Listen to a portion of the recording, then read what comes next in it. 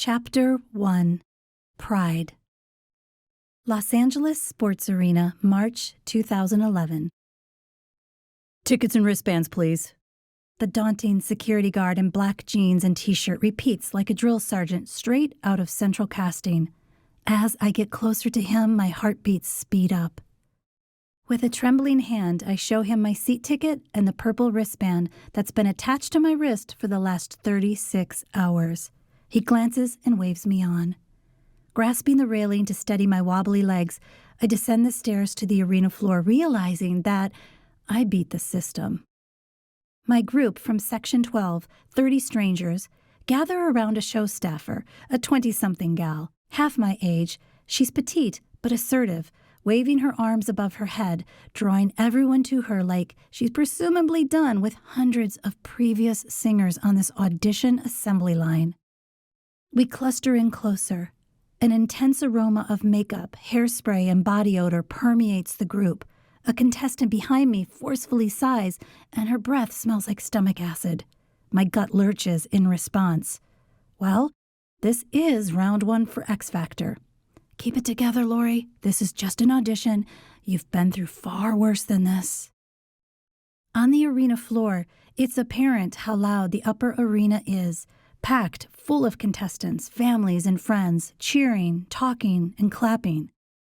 The clamor radiates off the concrete floor like at a sporting event. I fumble in my purse for my iPhone. I need to listen to my music to gain perspective, even as my eyes remain deadlocked on the staffer. She's still wrangling people, so I have time to get it together. I roll back my shoulders and stretch my neck from side to side to calm my nerves. A fellow contestant taps me on the arm. I pull out one earbud. "You okay?" he says. He appears in his late 50s and looks like a street magician from Venice Beach. He's scruffy, has a drastically receding hairline, and his thin ponytail is a too dark for your age shade of black. He wears a faded black tux tail over a ragged floral print Hawaiian shirt.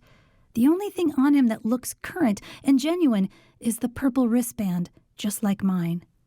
I'm surprised by his curiosity and attempt to interact. If anything, I'm annoyed. What does he care? "Hey, I'm in my zone, and you just messed it up," I state. He gapes at me, lifting an eyebrow. His face softens. "You just look really nervous. Relax. You're about to be discovered," he says with sparkling eyes. "Be proud you've made it this far." Proud? I shake my head, then smile remorsefully. With my head hung low, I stick my earbud back in. I'm such an asshole. As well, I'm lying. I'm not in my zone. The only zone I'm in is one warped with anxiety and confusion. However, proud? My husband Neil said the same thing this morning as I left our house to go on this wild goose chase.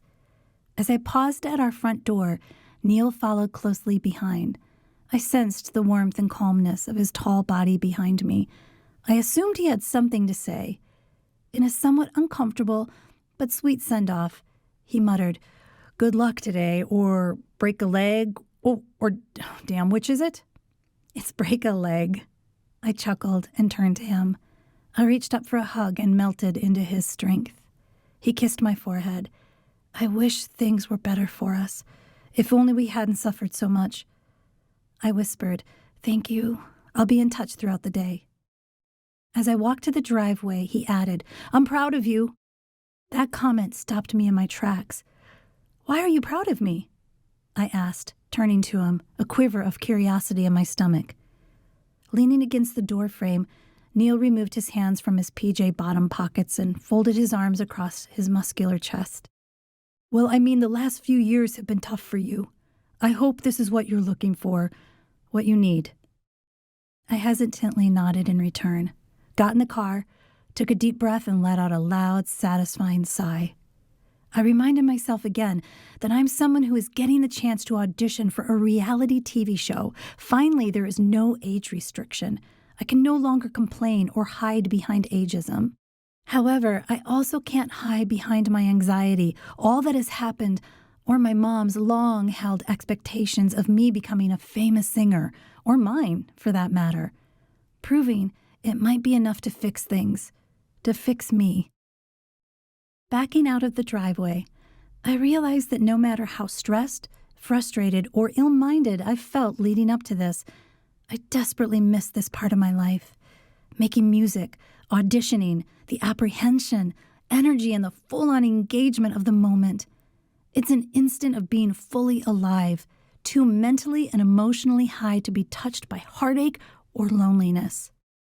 Now, standing with aching high-heeled feet on the cement arena floor next to the Venice guy, I'm no longer worrying about my song selection or how I look. It's too late for that. I'm next in line for the audition booth. While I try to ignore my sweaty armpits, I steady myself with deep breathing. I got this. Of course I do. I've been singing since I was a kid. My first performance was at church, a duet of Jesus Loves Me with my only sibling and older brother David. We were barely 6 and 7 years of age. I revert to thinking of my song choice. Which one will I do? I hum each one in my head. Does one feel better than the other? Ignoring all around me in our tight group, I hum the songs out loud to check how my voice feels. My humming turns into words, louder and louder, with no concern about who can hear me. I can barely hear myself, muffled by the intrusive sounds of the arena and those next to me doing similar vocal warm-ups. My voice is cold and unsteady, restricted and tight, like any muscle until it's warmed up. I want my voice to feel as nice as a warm glove. Instead, it's as frozen and unforgiving as the winter pond I skated on as a child growing up in Wisconsin.